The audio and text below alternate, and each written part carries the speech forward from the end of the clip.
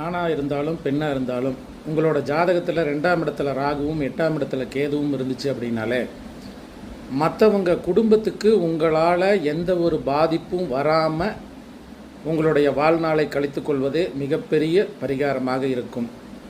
அதே போல் எந்த ஒரு விஷயத்திற்காகவும் தவறான மாந்திரீகத்தை நாடி அதில் ஒரு தீர்வு ஏற்படுத்தி கொள்ளக்கூடிய சூழ்நிலை அப்படிங்கிறது உங்களுக்கு வரும்.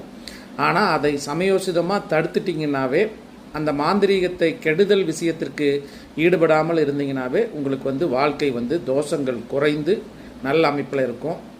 ஒரு எந்தவித பண்பாட்டு ரீதியாக சிதைவை ஏற்படுத்தக்கூடியது, ஒரு கலாச்சாரம் காலங்காலமாக கடைபிடித்து கொண்டு வரக்கூடிய விஷயங்களை மாற்றாமல் செயல்பட வேண்டியது இந்த ஜென்மத்தில் உங்களுக்கு மிக மிக அவசியம்.